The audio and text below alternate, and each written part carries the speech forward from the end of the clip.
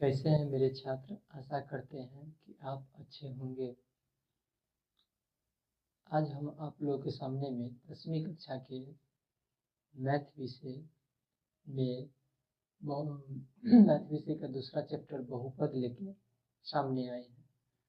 चूँकि पहला चैप्टर वास्तविक संख्याएं हमने समाप्त कर लिया है 4 पार्ट में। चारों पार्ट का वीडियो अलग अलग बना हुआ है, वो आप देख सकते हैं। तो आज हम बहुपद का पहला चैप्टर बहुपद के बारे में समझेंगे और इसका बेसिक ज्ञान समझेंगे। फिर उसके बाद हम लोग क्वेश्चन पे आएंगे और एग्जाम्पल देखते हुए क्वेश्चन को सॉल्व करेंगे। तो चलिए बहुपद से संबंधित पहला हम क्वेश्चन इसका एग्जाम्पल आते हैं। देखिए बहुपद किसे कहते हैं। सबसे पहले बहुपद के बारे में हमें जानना जरूरी है कि बहुपद होता क्या है, और उसके बाद बहुपद से संबंधित क्वेश्चन क्या क्या बन सकता है वो देखना है। फिर क्वेश्चन बनने के बाद एग्जाम के पॉइंट ऑफ व्यू से कौन सा क्वेश्चन ज़्यादा इम्पोर्टेंट है उसे हम देखने का प्रयास करेंगे, क्योंकि हमारा व्यू ही ऐसा है, हमारा एक मंजिल ही ऐसा है कि हम टू द पॉइंट एग्जाम के बेसिस से आपको तैयारी करवाएंगे, ताकि कुछ पढ़ने पर ही आपको अधिक से अधिक जानकारी मिले और आप अच्छा नंबर लेके आएंगे। तो चलिए शुरू करते हैं बहुपद। बहुपद को इंग्लिश में बोलते हैं पोलिनोमियल। क्या कहते हैं? पोलिनोमियल। बहुपद ऐसा बीजीय व्यंजक जिसमें चरों के घातांक सदैव पूर्ण संख्या हो। चर का घात क्या कर रहा है? पूर्ण संख्या।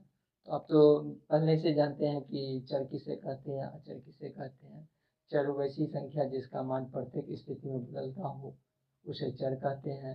जैसे x, y, z, a, b, c, यानी कि ABCD का 26वां लेटर जो आ गया वो हमारा चर होगा।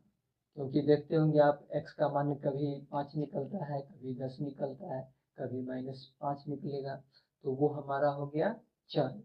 अब चर के बाद एक आता है अचर। अचर किसे कहते हैं? अचर वैसी संख्या जिसका मान एक फिक्स रहे, कि उसे हर जगह पर उतना ही बोला जाए।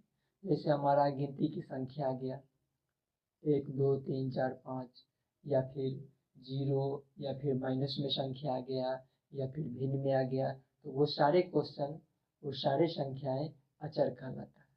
तो आप चर अचर समझ गए। अब इसमें कह रहा है कि चरों का घातांक सदैव पूर्ण संख्या हो। तो चर का घातांक किसे कहते हैं?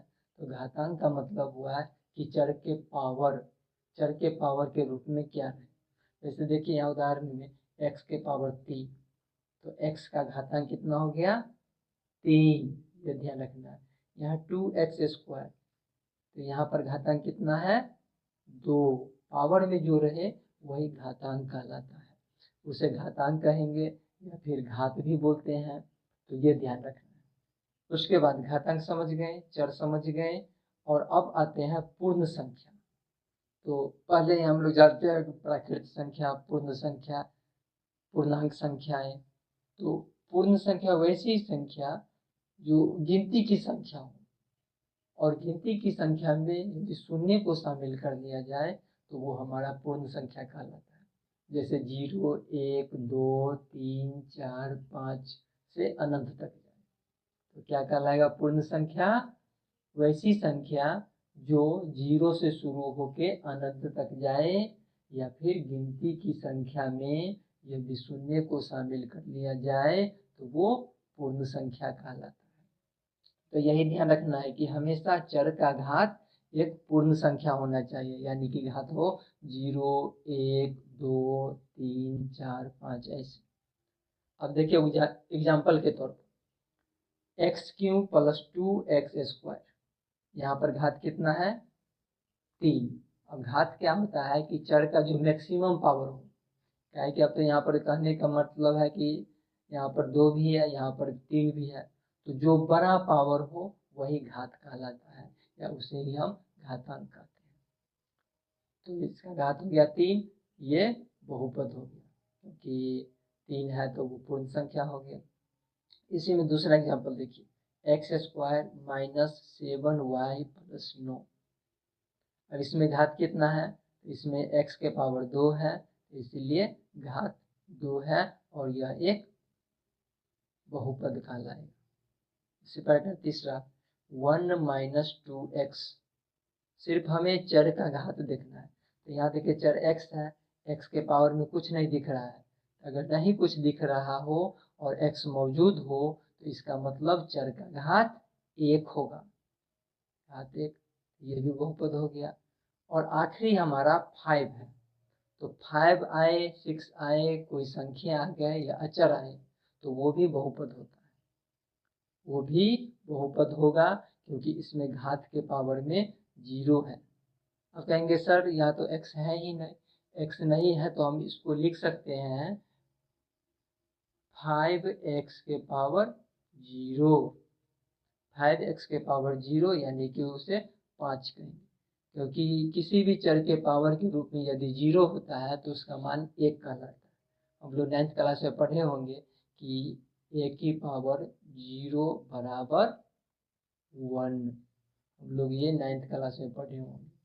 तो उसी से संबंधित यहाँ आ गया है कि कोई भी जब अचर संख्या आए, 5 आए, 10 आए, 15 आए, 18 आए या -20 आए, -25 आए तो वो भी एक बहुपद कहलाएगा। उसे कैसे बहुपद के टर्म में लिखेंगे, तो 5x के पावर 0 बहुपद होगा।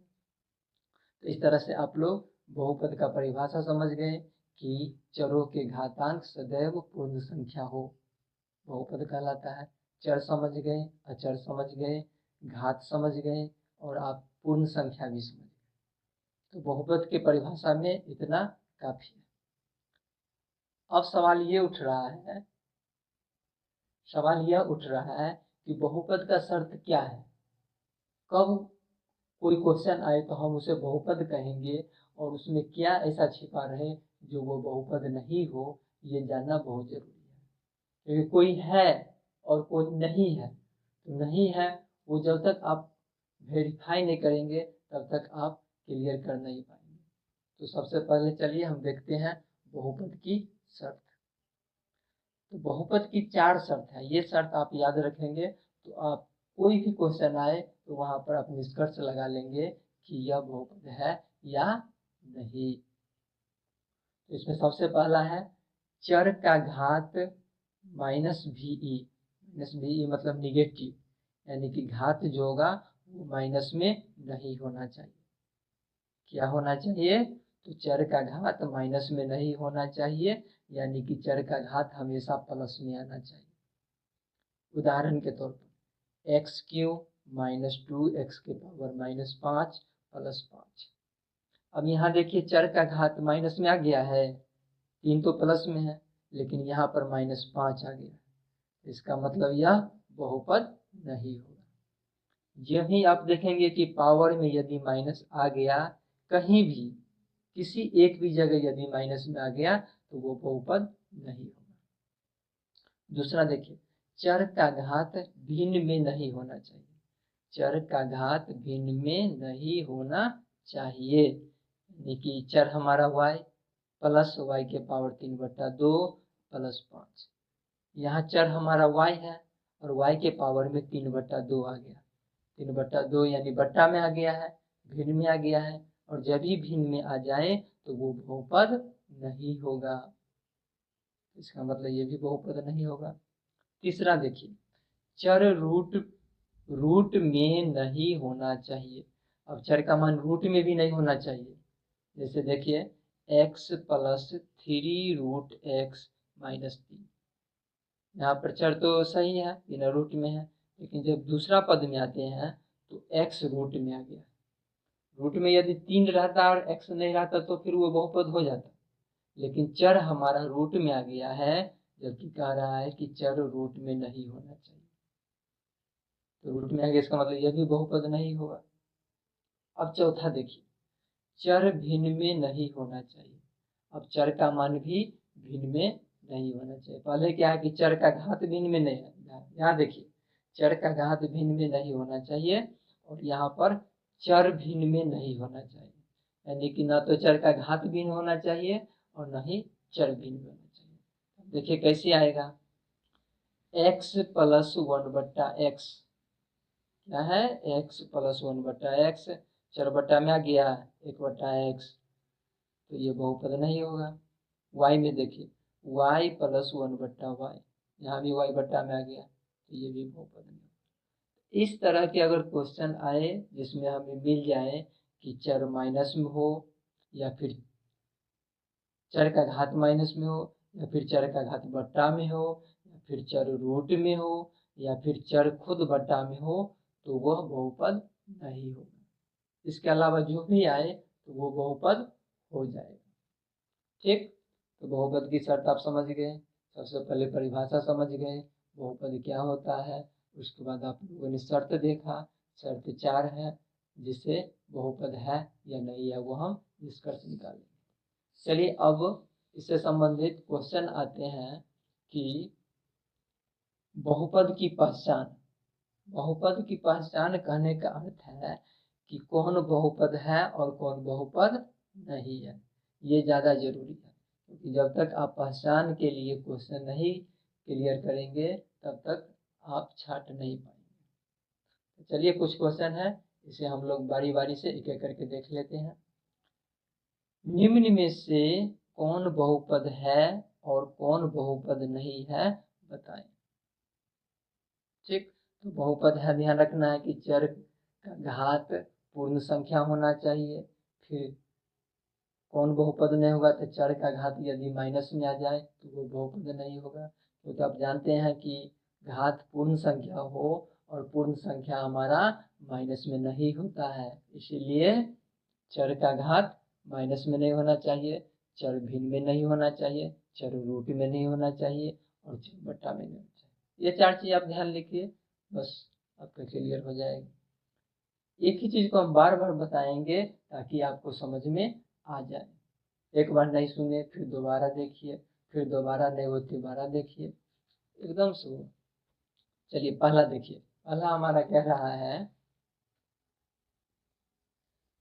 x² + 5, x² + 5। यहाँ देखिए चर का घात पूर्ण संख्या है, प्लस में बना हुआ है, तो ये बहुपद हो जाएगा। दूसरा 3x² + 5, स्क्वायर का गुणांक में 3 लगा हुआ है, 3x² + 5 ये भी हो जाएगा, क्योंकि चर का घात ना तो माइनस में है, ना ही बट्टा में है, ना तो चर रूट में है और ना ही चर भिन्न में। समझ गए। तीसरा देखिए x + 1/x, इसको आप बताइए, पीछे हो चुका है, ध्यान लगाइए, चर बट्टा में आ गया इसलिए वो बहुपद नहीं होगा। y² + 3/y, y बट्टा में आ गया यानी कि चर हमारा बट्टा में आ गया, इसलिए ये भी बहुपद नहीं होगा। y² + y⁻⁻1, यहाँ देखिए y⁻⁻1 आ गया है, तो चर का घात माइनस में आ गया इसलिए बहुपद नहीं होगा। यहाँ देखिए x + 1/x - 5, यहाँ पर x बट्टा में आ गया है, यहाँ ठीक है, ये भी ठीक है, लेकिन ये बट्टा में आ गया इसलिए बहुपद नहीं होगा। अब a + a⁵ + 3, a हमारा चर है और चर के पावर में 5/2 आ गया, यानी कि ये हमारा भिन्न में आ गया, और भिन्न में जो आ जाता है तो वो बहुपद नहीं होता है, इसलिए ये भी बहुपद नहीं हो गया। अगला question x + 3√x, x + 3√x, यहाँ पर देखिए चर पर रूट में आ गया है, चर रूट में आ गया इसीलिए यह बहुपद नहीं हो। अब आखिरी क्वेश्चन हमारा है x² + x + √5, x² + x + √5। यहाँ ध्यान दीजिए आप लोग, यहाँ देखिए चर का घात धनात्मक है, यहाँ भी धनात्मक है, और ये रूट में 5 है, तो रूट में 5 हमारा अचर है, अचर रूट में हो सकता है, चर नहीं हो सकता, इसलिए बहुपद क्या होगा, बहुपद हो जाएगा। नहीं, ऐसा नहीं, बहुपद हो जाएगा ये। ठीक, इस तरह से हम लोग ये आज देखे हैं बहुपद की परिभाषा, बहुपद की शर्त और बहुपद की पहचान। तो इस तरह से आज का क्लास यहीं पर हम विराम देते हैं। फिर हम अगली क्लास में आएंगे तो इससे आगे देखेंगे। तब तक के लिए आप वीडियो देखते रहिए। कैसा लगा इसको अब बताइए हमें कमेंट बॉक्स में, और इससे संबंधित जो भी क्वेश्चन है वो आप लोग शेयर कर सकते हैं, हम उसका सॉल्व दे देंगे। तो फिलहाल के लिए इतना ही, फिर मिलते हैं हम लोग नेक्स्ट वीडियो में।